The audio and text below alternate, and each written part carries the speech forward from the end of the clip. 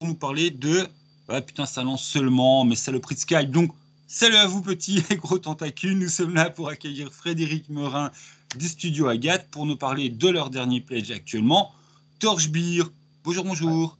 Ouais, Torchbearer, effectivement, de hier 21 novembre, au moment où on enregistre, donc du 21 novembre au 7 décembre sur LUL.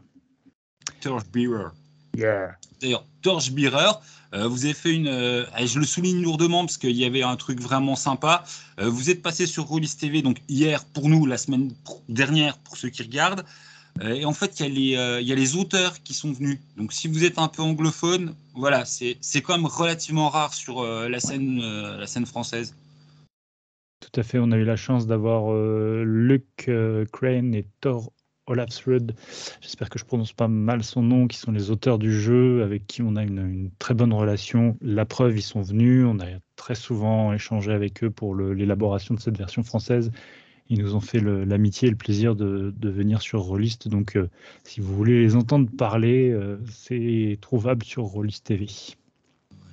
Et pour en rester sur Rollis TV, Mathieu n'a pas résisté à faire son prof d'anglais, gna gna gna gna, Torchbearer, d'où ça vient. En plus, il raconte n'importe quoi. La vraie origine des Torchbearers, c'est qu'à ADD1, il y avait toujours le problème qui rentre dans la grotte le premier.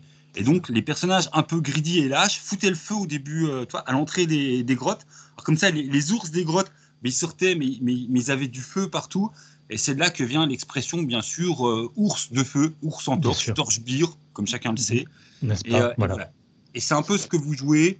Des gens qui se sont dit je suis vaché, je suis gardien de ferme, j'ai le droit aux mines, je préfère tenter ma chance à aller piller du donjon, piller de la tombe, tenter de devenir quelqu'un dans ce monde et pas crever la faim. Et c'est les persos que vous jouez, si j'ai tout bien compris. Tu as tout à fait compris, vieux geek. C'est pas des héros. On va pas jouer des héros au sens on va sauver la veuve et l'orphelin et dégommer des dragons. Déjà parce que des dragons, c'est gros. Des dragons, c'est puissant. Et nous, on est, en tant que PJ dans ce jeu, tout petit. Comme tu l'as dit, on est les cinquièmes enfants d'une famille noble. Donc, on n'a droit à rien. On n'a pas envie de s'engager dans les ordres parce que c'est vraiment nul. Si on a des accointances avec le divin, ça se passe pas bien. Le clergé nous dit non mais vous êtes trop branché sur le divin, donc ça se passe pas bien. Donc voilà, on joue vraiment les rebuts de la société et comme je disais, voilà le guide de l'aventurier, qui est le livre qui contient tout pour créer un personnage. Le guide de l'aventurier s'ouvre sur aventurier est un mot ordurier. Voilà, c'est une insulte qu'on va vous lancer. Ouais, c'est les traînes Euh, savates, les gueux qui traînent sur les routes à la recherche de la fortune. C'est ça, et qui généralement sont à peine mieux que des mendiants, quoi. Ils sont un peu plus actifs, mais ils sont considérés comme à peine mieux que des mendiants, sauf s'ils réussissent à survivre, auquel cas ils vont commencer à se faire un nom et à compter dans la société. Mais le chemin pour ça va être ardu, puisque comme tu l'as dit, ils ont choisi le chemin de l'exploration, de la fouille et du pillage de ruines abandonnées dans un monde assez âpre et difficile. Donc forcément, c'est un chemin semé d'embûches. Le jeu aurait pu s'appeler Tomb Raider, mais je crois que le nom était déjà pris. Ouais, ça connote. Toujours pour repomper sur les émissions des autres, je te cite, notre enfant est différent. Donc voilà, Torchbeer fait partie de ces nombreux jeux qui ont les deux pieds dans l'OSR, Complètement. mais du coup il y a quelque chose qui tranche beaucoup niveau règles. Donc je veux dire, les deux gros comparatifs que j'ai en tête, c'est DCC pour le côté très OSR, mortel, voilà, où tu vas jouer des petits faibles qui vont bien souffrir. Et puis l'autre, Forgotten, sur le côté très OSR, mais du coup, on s'affranchit des règles du D20, on propose autre chose. Voilà, donc là on a encore une troisième proposition. Euh, c'est un cousin spirituel de l'OSR, pour reprendre les propos des auteurs. C'est un cousin spirituel dans le sens où, dans l'esprit, c'est exactement de l'OSR, c'est-à-dire on revient aux racines du grand ancêtre, où on joue des aventuriers un peu traîne savate, un peu explorateurs d'endroits malfamés, en quête de richesse et de trésors. Ça, c'est vraiment le postulat de base. Après, on va commencer à s'intéresser à qui sont ces personnages. L'un des gros facteurs de Torchbearer, c'est que on va avoir, pour définir son personnage, un objectif, un instinct et une croyance qui sont des éléments de sa personnalité, qui sont des éléments très forts. Et si vous arrivez à survivre, à progresser suffisamment, au 3e niveau, quand vous aurez commencé à perdre votre naïveté par rapport au monde, vous allez en plus acquérir, je vais y arriver, un credo, qui est vraiment comment vous abordez la vie et ce à quoi vous croyez fermement dans le monde. Donc ça, c'est déjà une première grosse différence, c'est qu'on va vraiment s'intéresser au roleplay. Ouais. Tu parles de niveau 3, mais du coup, niveau 3 sur une échelle de combien? Sur une échelle de 1 à 10. On démarre niveau 1, et donc niveau 3, c'est j'ai déjà survécu un petit peu, je commence à pouvoir me tirer de 2-3 faux pas. La deuxième grosse différence avec un jeu purement OSR, c'est que c'est pas un jeu qui se joue au D20, c'est un jeu qui se joue avec des D6 sur un système de succès. En gros, la mécanique principale du jeu, c'est quand on rencontre un obstacle, c'est le terme technique, quand on rencontre un obstacle, celui-ci est noté de 1 à 10 par le MJ. Et en fait, les PJ doivent surmonter l'obstacle en obtenant autant de succès, voire plus, que la valeur de l'obstacle. Là où c'est intéressant, ouais, vas-y. Voilà. Tu tends la perche pour un des points les plus originaux du jeu. Tout est en test de groupe. Tout est en test de groupe. Et cela pour une raison essentielle, c'est que il y a la mécanique, c'est un jeu d'exploration et de survie, et toutes les mécaniques sont faites pour soit renforcer cet aspect-là, soit pour renforcer la narration. Et globalement, tout est fait pour renforcer la narration, et en plus des choses pour le côté attrition, survie, tout ça, tout ça. Et donc, il y a très peu de jets qui sont faits. Le principe de jeu, le game design va faire que l'AMJ va vous décrire une situation, vous allez poser des questions, comme dans n'importe quel jeu de rôle, vous allez poser des questions, questions, réponses. À un moment, vous allez déceler un problème, un obstacle. Elle va vous le décrire un peu plus. Et puis, à un moment, vous allez dire, bon, bah, ce truc-là, on va essayer de le contourner de telle manière. Élaboration d'un plan qui va se confronter au niveau d'obstacle. Et donc, vous allez lancer les dés à ce moment-là pour savoir si vous surmontez l'obstacle.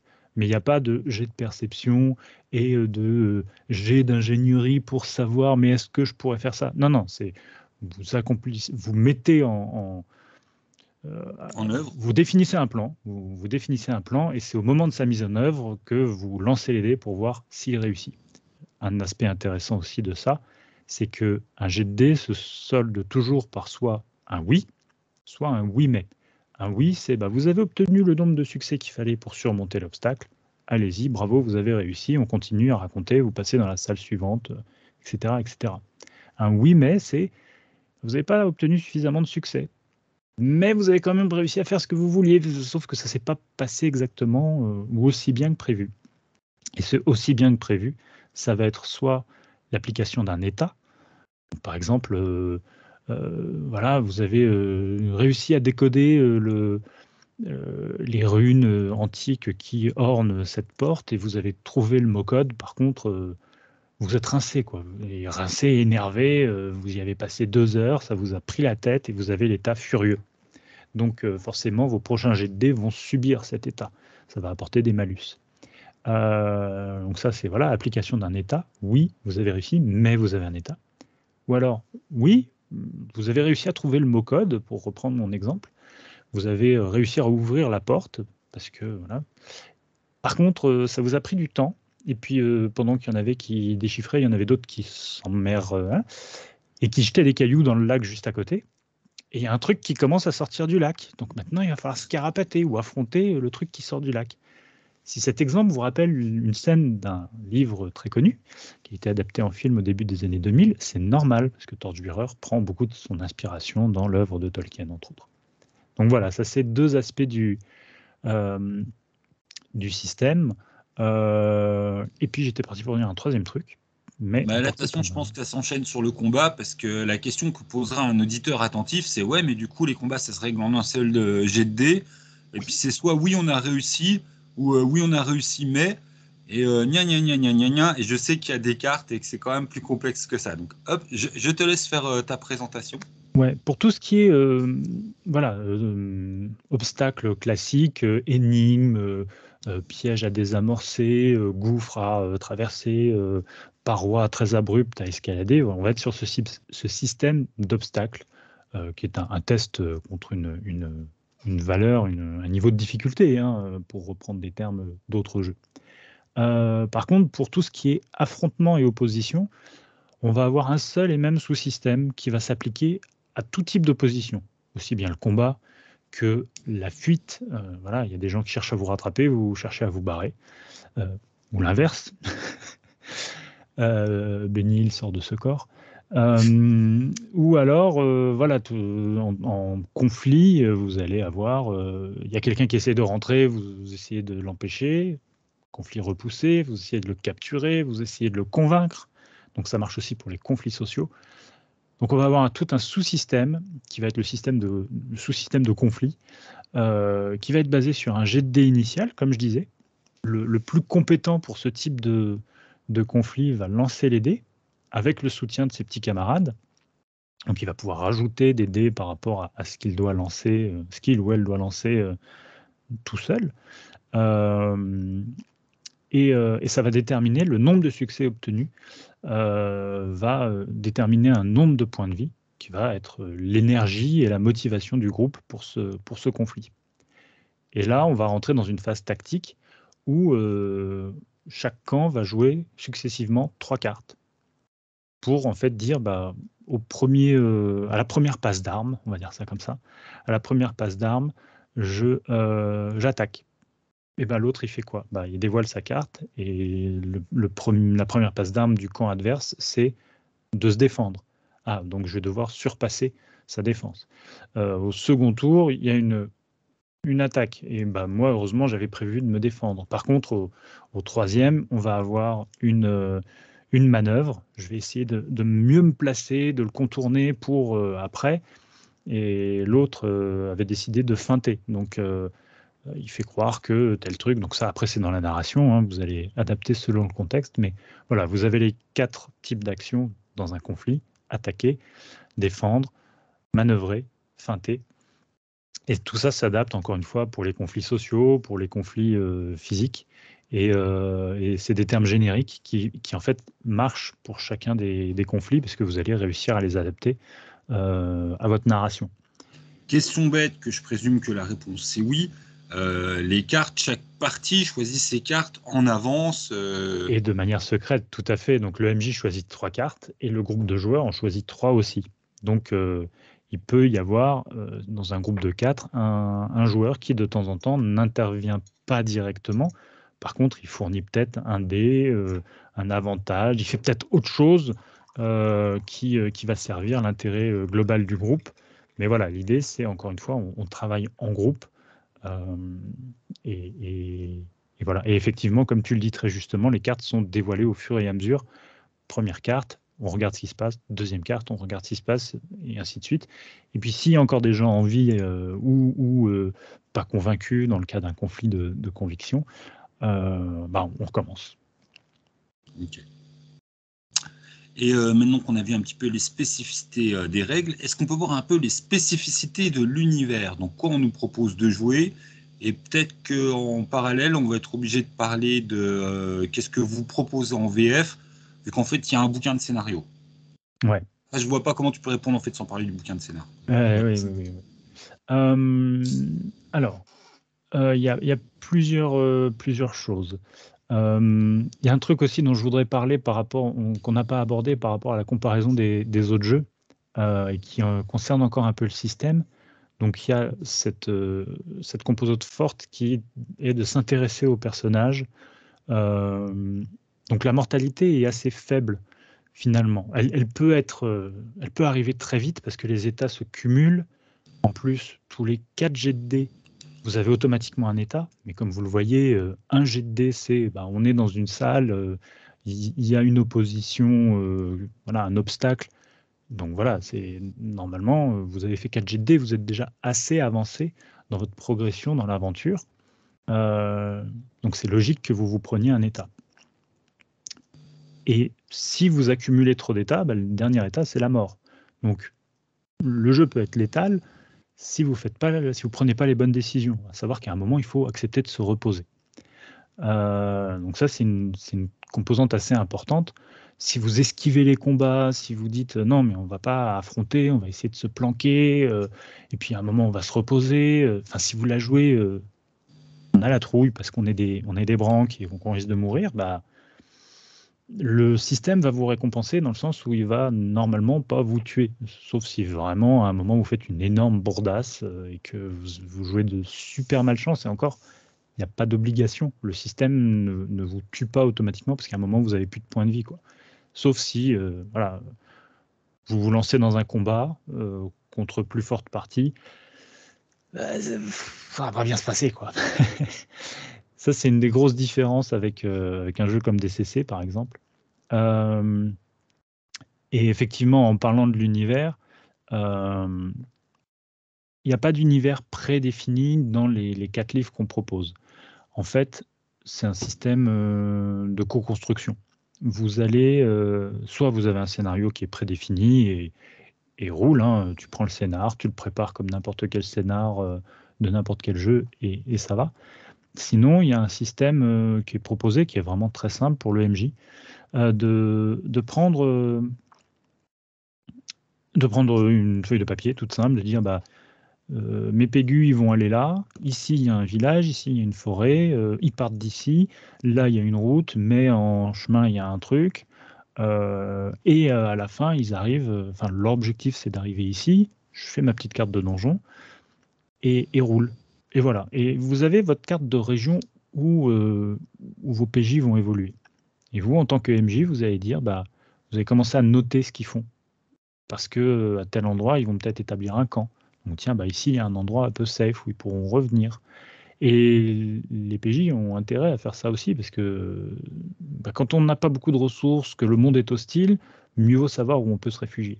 Donc il va y avoir une co-construction du monde qui va se faire comme ça. Et même dans un donjon, il va y avoir des endroits un peu plus calmes où les PJ vont pouvoir revenir, etc., etc. Donc il y a vraiment une idée de co-construction. Après, sur la saveur globale de l'univers, qu'on retrouve dans les 4 bouquins et encore plus dans le recueil de scénarios, le recueil du cartographe, qui dit bien son nom, hein, le recueil du cartographe. Vous avez intérêt à suivre ce qui se passe et à prendre vos papiers. On est sur un type d'univers qui s'inspire de Tolkien. Bas Moyen-Âge. Alors, c'est du bas Moyen-Âge, exactement. Bas Moyen-Âge dans le sens de la boue jusqu'à mi-mollet. Il fait froid, il fait sombre. Quand il y a un rayon de soleil, c'est presque un risque parce que vous allez vous faire repérer par des trucs. Voilà, je caricature un peu, mais on est dans un monde qui est âpre. Le jeu, pour reprendre l'expression, est un jeu d'aventure désespérée. Donc voilà, c'est pas du solar fantasy. On est là dans des trucs un peu âpres, un peu rugueux. Après, voilà, c'est un jeu qui s'inspire de Tolkien, qui s'inspire des légendes nordiques, qui va être très référencé enfin qui va être cultivé, j'ai envie de dire, érudit un petit peu, dans le sens où il va aller piquer des références à droite et à gauche, mais aussi il y a des choses très accessibles. Je crois qu'il y a un titre de chapitre qui s'inspire d'un album de Megadeth, de mémoire, un autre de Maiden, si j'ai bonne mémoire aussi, et il y a clairement un chapitre qui s'appelle, tu sais, moi, les probabilités. Voilà, donc on va piocher du côté de Star Wars pour dire, voilà, on va faire un ensemble qui est très pop culture et qui va quand même parler au plus grand nombre. Après, voilà, Donc, ça si reste je vous un jeu. tentais de résumer, excuse-moi, Ouais, c'est un univers qui n'est pas déployé, mais dont il y a une tonalité. il y a une tonalité qui est très forte, il y a une saveur qui est très forte. Les dirigeants locaux, ça va être des jarls. Euh, le fardeau que l'équivalent des prêtres ou de ceux qui sont en contact avec le divin, ça s'appelle l'urdre, qui est un terme pour le coup issu de la mythologie scandinave. de dire, bah, voilà, les immortels parlent à travers vous, mais ça vous tape, hein, ça laisse des stigmates, ça vous marque dans votre corps. Et pour le coup, là, c'est un terme qui vient de la mythologie scandinave. Et pareil, on va chercher des choses dans le Grand Nord, on va dire, pour peupler ce monde. Donc, ouais, clairement une tonalité, une saveur qui va être ouais, rugueuse, rugueuse.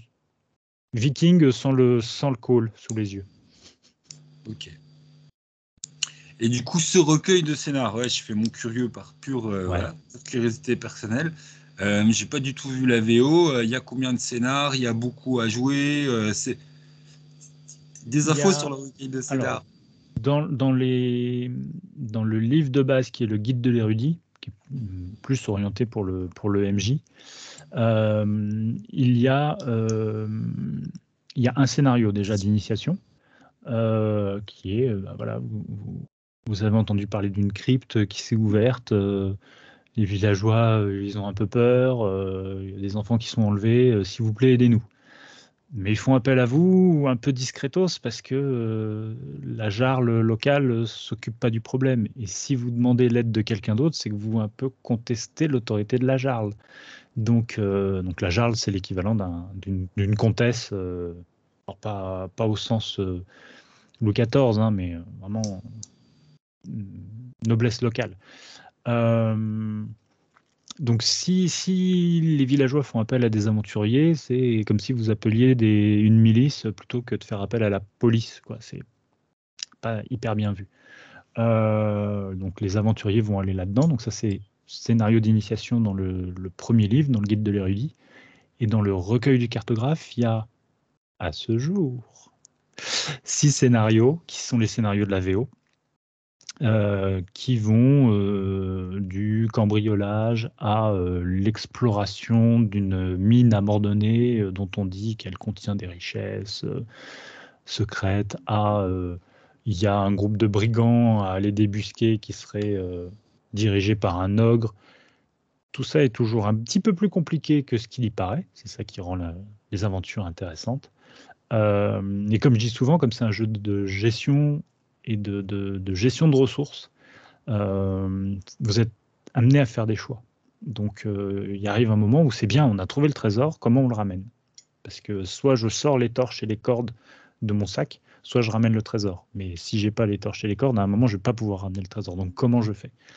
Donc voilà, il y a cet aspect-là qui est pas pour emmerder le monde ou faire un jeu hyper simulationniste, mais qui est juste là pour provoquer des choix, provoquer des réactions et forcer l'inventivité des joueurs.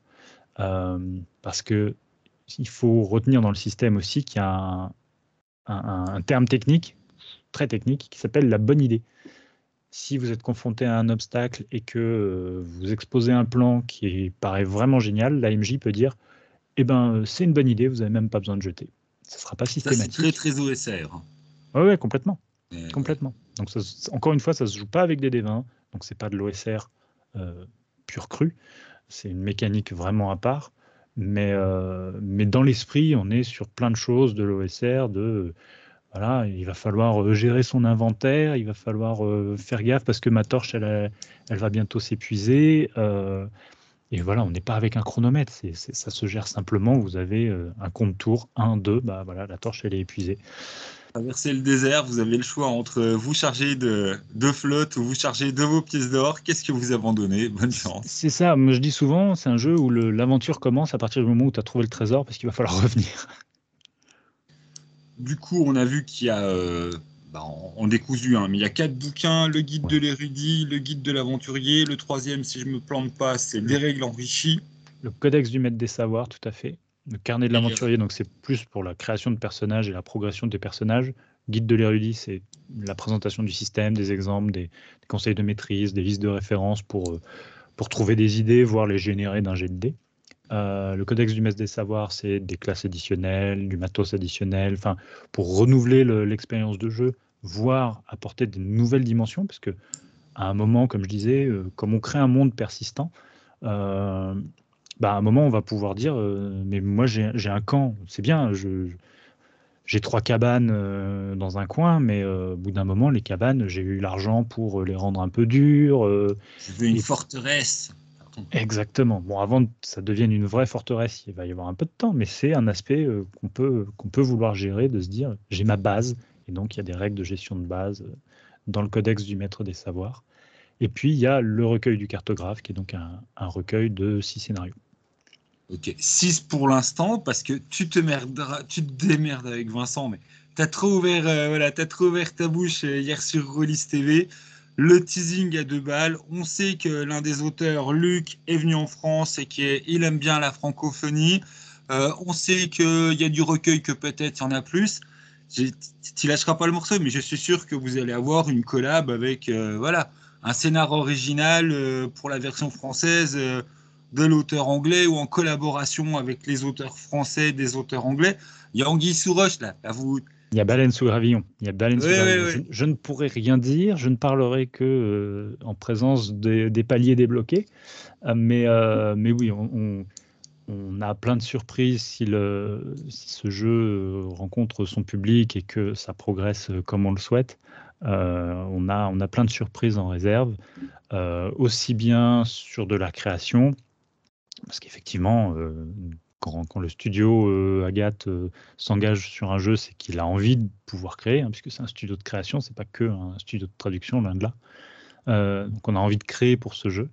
Il y a des suppléments qui existent en VO, donc si ça se passe bien et qu'on voit qu'il y a un engouement nécessaire et suffisant pour faire vivre cette gamme, elle vivra. Par contre, voilà, si on a 35 enthousiastes, comme je disais hier sur Rollis TV, on sera très content d'avoir rencontré ces 35 enthousiastes, mais ça ne sera pas suffisant pour qu'on s'engage dans un suivi de gamme. Mais allez-y, donnez-moi du boulot voilà. Et puis comme on s'entend très bien avec Luc Crane et qu'il a d'autres choses dans sa musette, qui sait? Qui sait? Non, parce que j'essaie de lui tirer les verres du nez là avant, parce qu'on a discuté 5 minutes en off avant d'enregistrer. Il était là, ah, c'est pas exactement ça, c'est pas, on vous fait pas un numéro de teasing, il savait que j'allais venir dessus, Bien mais sûr. il veut rien lâcher. Mais non, c'est pas Donc, ça. J'ai un fusil sur la tempe, moi. Tu te rends pas compte? bah, du coup, on en vient au truc un petit peu plus. Hop, vous avez votre financement actuellement et puis que le projet il soit viable ou pas. De toute façon, c'est déjà financé. Vous avez pris un palier bas, 5000 de mémoire. Tout à fait. Le financement de base, il est à 5000. Et après, les paliers vont être dévoilés au fur et à mesure de la progression, hein, comme dans n'importe quel financement. On espère que ce jeu va rencontrer son public, mais voilà, c'est une proposition qui est originale. C'est de l'esprit OSR, mais ça n'en a pas la simplicité mécanique, donc ça peut rebuter des gens. C'est un jeu avec une proposition très forte, c'est pour ça qu'on le propose. On pense qu'il y a vraiment quelque chose à apporter sur le paysage du jeu de rôle francophone, hein. Mais voilà, c'est un peu un jeu comme Démon, avec une mécanique qu'il faut appréhender, une proposition de jeu à laquelle il faut adhérer.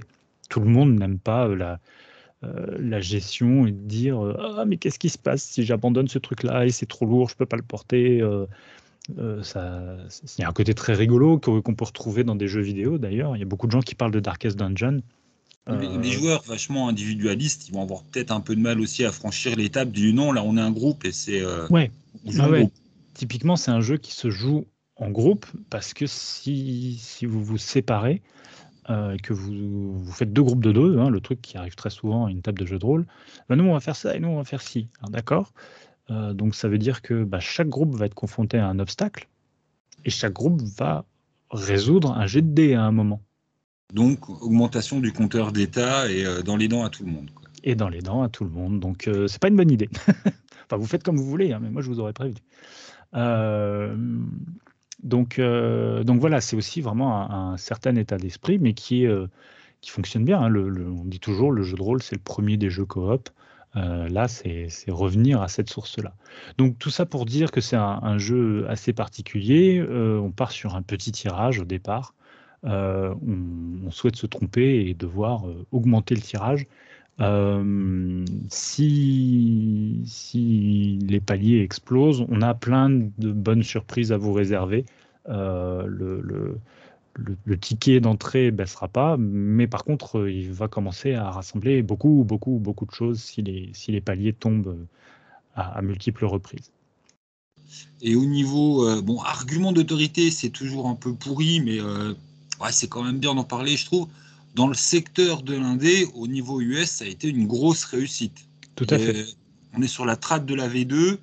Voilà, il s'est fait connaître par la V1 et la V2 a été une belle réussite. Et, ce qui fait que chez nous, il est à peu près inconnu. Hein. Moi, je connaissais pas avant que vous le parliez. C'est quoi ce truc? C'est des potes qui m'ont fait non, non, c'est vachement bien en VO. Ouais, c'est bien. Ta gueule. Parce que bon, je suis connu pour être un peu une feignasse. Je me bouffe pas trop la VO. J'ai des potes qui aiment bien ça, donc je les laisse faire mon boulot.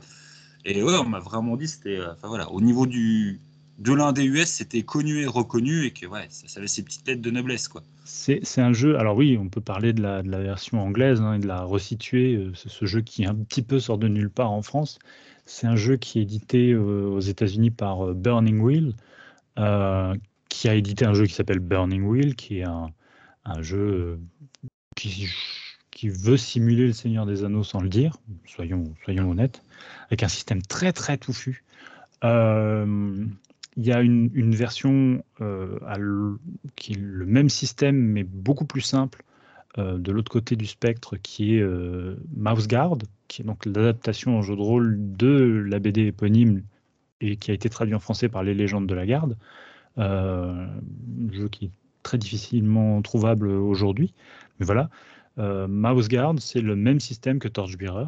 Donc vous avez la version vraiment simple qui est Mouse Guard, la version intermédiaire qui est Torchbearer, et la version comment ça s'appelle, la version touffue qui est Burning Wheel. Mouse Guard a été traduit, les légendes de la garde ont été traduites, Torchbearer est traduit, ça y est, et Burning Wheel, lui, n'est pas traduit. Donc c'est un jeu qui, comme tu le dis, a rencontré un gros succès aux US. La V2, qui est sortie en 2020 et qui est celle qu'on a traduite, a rassemblé pas loin de 3600 souscripteurs sur Kickstarter. Donc ouais, un beau succès pour un jeu indépendant, effectivement.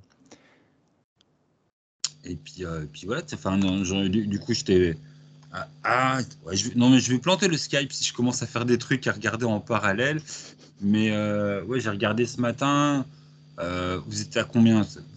Vous avez dépassé les 100%. Enfin, ouais, ce matin, quand je me le suis projet. levé, parce que voilà, quand on anime un financement participatif, on ne commence pas par aller aux toilettes, on regarde son téléphone, on fait un rafraîchissement de la page qu'on a en chargé en permanence.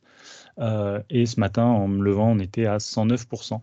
Donc ça, on vous parle, on est mercredi, le lendemain du lancement. Donc le jeu est financé. Maintenant, les prochains paliers vont être dévoilés au fur et à mesure. Oui, puis c'est l'enjeu d'avoir une suite, quoi. Voilà, ouais. Là, l'enjeu, c'est de voir quel est l'engouement et est-ce qu'on va pouvoir faire le suivi de gamme. Les 4 livres sont traduits. Les 2 premiers sont en cours de maquette. Le 3e, il le sera juste après. Ça va assez vite après à maqueter, donc c'est chouette.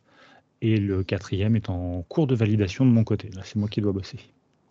J'ai vu que cette semaine, donc bon, la vidéo sortira après, il y a des démos sur Discord. Il y aura plusieurs séries de démos. Les gens peuvent venir se faire des opinions à quels endroits?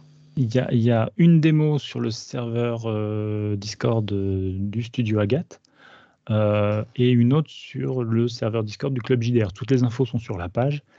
Nombre de places limitées, webcam obligatoire. Mais par contre, si vous voulez pas être en webcam ou si vous êtes dans les retardataires et que vous avez plus de place pour pour participer à la partie, vous pourrez y assister puisque les démos sont ouvertes. Il faudra juste débrancher son micro pour pas perturber les joueurs et Batro qui animera en tant que MJ. Et petite question subsidiaire, du coup, le distanciel avec un jeu qui a autant de support physique, est-ce que c'est chiant? Comment ça se passe? Est-ce qu'il y a des moteurs qui ont déjà tout numérisé? Alors, c'est vrai qu'hier, on a évoqué, comme c'est un système avec pas mal de mécaniques et qui pourrait facilement se traduire sur un module.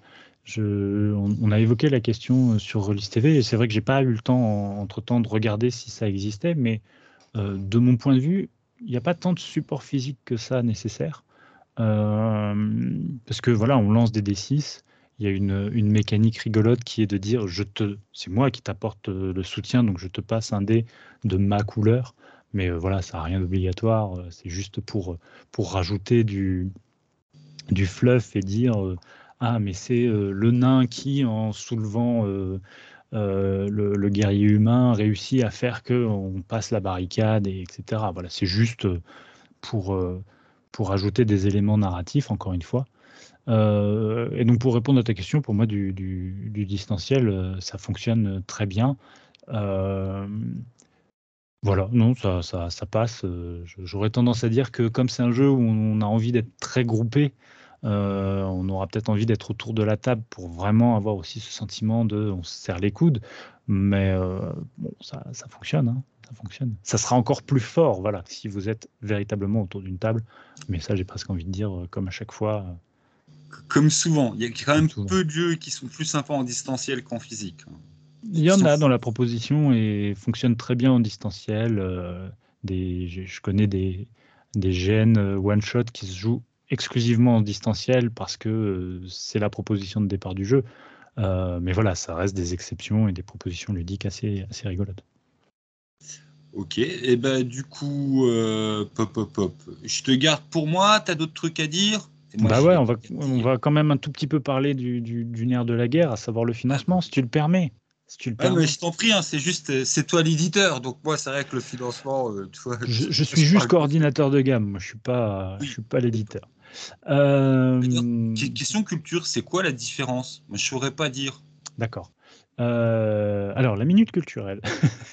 Le studio Agathe est donc l'éditeur en cela que c'est lui, c'est cette structure-là qui a signé le contrat avec une autre structure, en l'occurrence Burning Wheel, pour dire bah, on acquiert les droits de traduction de votre jeu et les droits d'exploitation de cette traduction dans la langue qu'on a choisie, à savoir le français. Cet éditeur, donc là c'est un rôle, hein, c'est pas une définition de société, mais voilà, le rôle de l'éditeur en l'occurrence va être de missionner des gens, soit salariés de cette structure, soit freelance, comme c'est mon cas, pour accomplir différentes missions dans le cadre du jeu. Il va y avoir des traducteurs ou des traductrices, ça c'est voilà, on voit. Il va y avoir des relecteurs et relectrices qui vont vérifier l'orthographe, la cohérence, est-ce que tout voilà. Il va y avoir des maquettistes, donc des gens qui vont prendre le texte Word et le mettre dans un joli PDF avec les jolies images, les bordures, les décorations, les polices de caractères qui vont bien. Donc ça, là, on approche quand même un peu du produit final. Si on respecte le process, il y a encore une relecture du PDF pour être sûr que tout a été correctement affiché. Et puis enfin, là, normalement, c'est l'éditeur qui reprend la main. Tu veux qu'on coupe? Ah non, non, c'est juste pour. Je t'ai mis mon genou parce que j'ouvrais la fenêtre au chat sans te couper, mais du coup, D'accord. j'ai raté, je t'ai coupé. Non, non, c'est pas grave. Et oui, donc, et puis là, l'éditeur, normalement, reprend la main une fois cette dernière phase de relecture sur les PDF passés. L'éditeur reprend la main et puis trifouille le bidule, le fichier PDF pour l'adapter à des contraintes techniques et l'envoyer à un imprimeur qui est encore un autre prestataire, mais c'est du société à société. Et il y a un rôle dont je n'ai pas parlé exprès, c'est le coordinateur de gamme qui intervient pour coordonner, coordinateur éditorial, c'est s'assurer que les fichiers passent bien d'une personne à l'autre, vérifier, valider ce qui est fait aux différentes étapes, constituer un glossaire pour que ce soit toujours les mêmes termes qui sont employés. On parle d'un obstacle, par exemple, et pas d'un niveau de difficulté à un autre endroit. Voilà, donc moi, mon rôle sur Torchbearer, pour le moment, tant qu'il n'y aura pas les paliers qui vont bien, qui sont débloqués, mon rôle pour le moment sur Torchbearer, c'est d'assurer la cohérence de la gamme et voilà, et de dire là, ça va pas, là, ah, c'est bien ça, comme ça. Voilà, c'est l'inspecteur des travaux finis, en gros. Ok. Inspecteur des impôts. Donc, inspecteur des impôts, putain, c'est pas très reluisant, ça. C'est un peu comme Non, c'est ma marraine qui aventurier. était inspectrice des impôts. D'accord. Le financement. Donc, hop, c'est le moment d'esprit. Après, c'est chiant parce que tous les trucs du financement, moi, que j'ai envie de parler, c'est tous les trucs avec vos paliers secrets. Vous avez fait les gros teasers avec, en disant un minimum, mais palier secret, palier secret. Quoi. Ouais, bah, c'est un jeu d'exploration, hein, donc faut aller creuser. Le financement, il y a plusieurs contreparties possibles, plusieurs niveaux de contrepartie. Vous pouvez choisir soit les deux premiers livres qui sont vraiment euh, les 2 livres de base hein, en PDF, soit les 4 livres en PDF. Donc voilà, il y a une offre PDF. Vous aurez les bonus débloqués au fur et à mesure. Et si vous prenez les 4 livres de mémoire, je crois qu'il y a aussi tout ce qui est écran, deck, voilà, en PDF. Vous avez les 2 livres de base en physique. Ensuite, vous avez la possibilité d'avoir les 4 livres en physique, à chaque fois, avec les bonus débloqués, hein, je ne le précise pas à chaque fois. Et enfin, il y a une offre qui a l'intégrale en l'état actuel, qui est les 4 livres, l'écran, les 2 decks, un set de pièces et une boîte de rangement pour embarquer tout ça, soit en édition standard, soit en édition collector limitée, numérotée. Donc ça, la plus grosse contrepartie. Et donc celle-là, elle est même payable en 2 fois, 100 € maintenant et le reste en janvier, ce qui fait que vous aurez encore un peu de marge pour les fêtes de Noël. Et puisqu'on en est à parler financement et Mm. sous-sous, faites partie des boîtes qui savaient me sonner, hein, le 500 boules pour tout septième maire, TAS, on m'en va encore d'avoir été pauvre. Sur Vermine aussi, hein, le gros coffret quand vous l'aviez lancé avec le dé métallique, la totale, machin, c'était vraiment une bonne occasion. J'arrête pas de le dire sur ma vidéo. Vous m'aviez envoyé un SP, hein. Moi, Vermine, j'ai couru après Mm. justement le vrai coffret ultra collector, machin. Je m'en suis bien sorti, mais voilà. Enfin, juste pour souligner que généralement, sur vos lancements, on ne parlera même pas du lancement de Dragon, où ça avait été, tiens, 3 bouchées de pain pour la tétralogie il y a moult Avec les longtemps. difficultés qu'il y a eu derrière, mais les Ouais. gens, quand ils ont vu ce qu'ils recevaient, voilà. Là, Ouais. c'est pareil. Enfin, toi, on pourrait en ouvrir une spéciale là-dessus. Comme vous, les éditeurs, en général, quand vous avez du retard, vous faites caillasser la gueule. Mais bizarrement, enfin, toi, quand ça arrive finalement avec le truc il est bien, toi, là, on est des années plus tard, il n'y a plus personne qui gueule sur Dragon. Bah, oui, alors moi, j'ai pas participé à Dragon. Je peux parler de Vermine, parce que là, pour le coup, j'étais là au début du projet. C'est un projet pareil qui a eu des difficultés à se terminer. Mais voilà, entre la date du financement et la date de livraison, il s'est passé 2 ans. Hein, on va pas faire de langue de bois. Il s'est passé 2 ans alors qu'on avait prévu un délai beaucoup plus court. Mais bah, quand les gens ont reçu, ils ont compris une partie du pourquoi de ces 2 ans. Je ne m'étalerai pas sur l'autre partie. Euh, Parce qu'il y a des aléas dans les projets, et puis c'est tout, voilà. Mais une bonne partie des raisons de ce délai, c'est qu'on a voulu mettre la barre haute, comme d'habitude, j'ai presque envie de dire. C'est un jeu, c'était une création, on voulait que graphiquement ça envoie, que ce soit très immersif, que les règles soient cohérentes entre elles. Après, on n'aime pas, on dit qu'il y a trop de règles par rapport au kit de survie, ou pas, ça c'est subjectif, c'est le goût de chacun. Par contre, si quelqu'un vient me dire il n'y a pas eu de boulot, c'est scandaleux que ça ait eu 2 ans de retard, je vais, je vais rester poli parce que ça sert à rien de m'énerver, mais ce sera quelqu'un qui sera manifestement de mauvaise foi. Il y a eu du boulot et les gens le voient. On a eu beaucoup de retours dans ce sens-là et ça nous a fait très très chaud au cœur. Donc voilà, là, on est sur une traduction qui est enfin, bon, le chantier global de processus d'édition est très avancé. On espère livrer les PDF Je pense, je pense qu'avoir une première version des PDF d'ici Noël, c'est tout à fait raisonnable. Il y aura peut-être une phase de correction derrière, mais on sera dans les temps pour derrière envoyer le processus d'impression normalement. On prévoit, alors soyons tout à fait transparents, on prévoit une phase de livraison à septembre 2024, parce qu'en fait, là, le calendrier sur lequel on est engagé nous fait penser qu'on va arriver à l'impression et à la livraison dans nos entrepôts à la fin du printemps 2024, ce qui fait que expédition en été. Et ça, on ne fait pas parce que c'est la porte ouverte au retour et aux frais d'expédition qui explosent.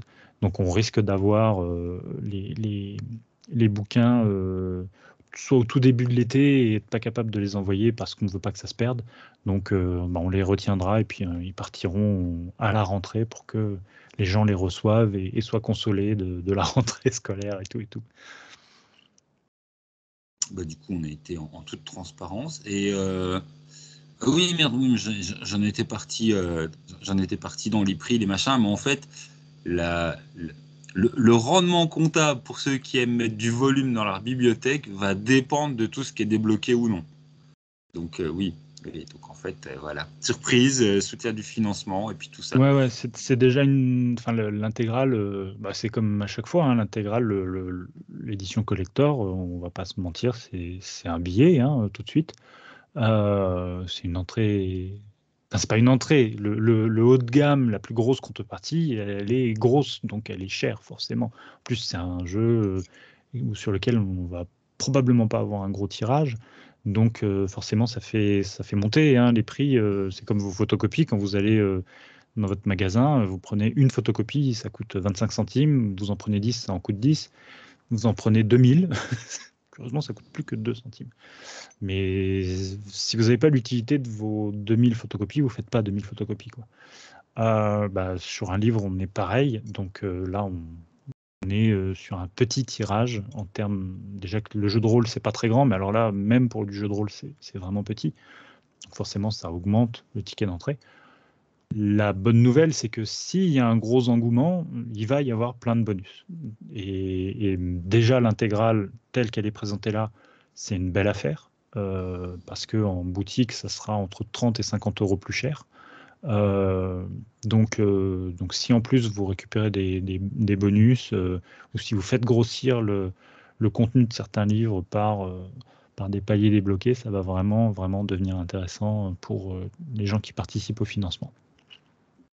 Et qu'on remercie par avance. Cœur avec les doigts. Ah non, mais voilà, c'est... vu qu'on en a parlé argent, t'es dit à la place du vendeur, je suis à la place de l'acheteur.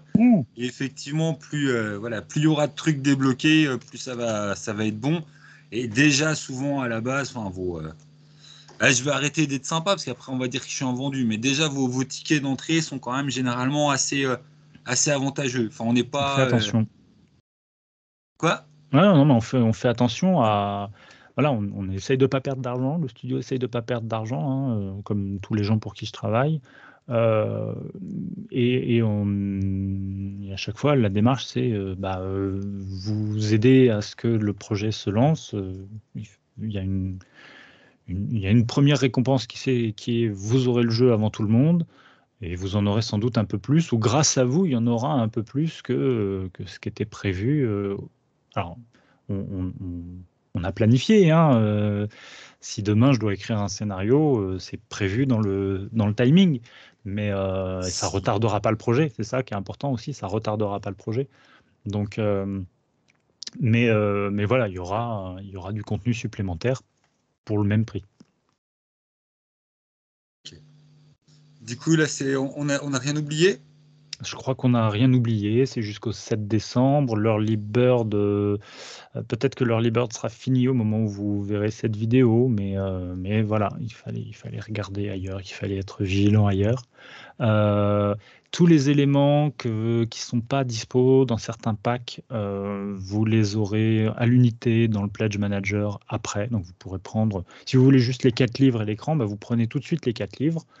Et puis, vous prendrez l'écran lors du moment dans l'outil où on vous demandera c'est quoi votre adresse pour qu'on vous envoie les bouquins.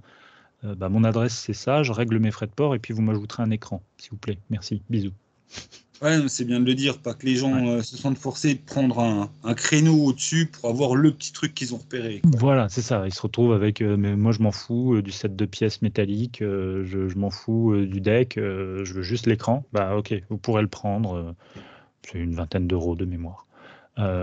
Ça, donc les articles limités. Par contre, si vous êtes un complétiste ou une complétiste et que vous voulez absolument le set de pièces métalliques qui sert à marquer les points de vie, à faire du fluff avec des pièces d'or ou à marquer vos contours en lumière, si vous voulez absolument ça, il faut le prendre pendant le financement participatif. On a un stock très limité qu'on tape à l'éditeur américain, on ne va pas se cacher.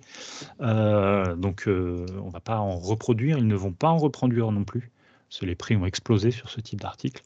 Donc, on bénéficie de leur stock. On regardera à la fin du financement combien ont été souscrits lors du financement, et on passera une commande à l'éditeur américain qui nous vendra une partie de son stock pour qu'on puisse les donner aux souscripteurs. Donc, si vous voulez ces sets de pièces, prenez-les maintenant.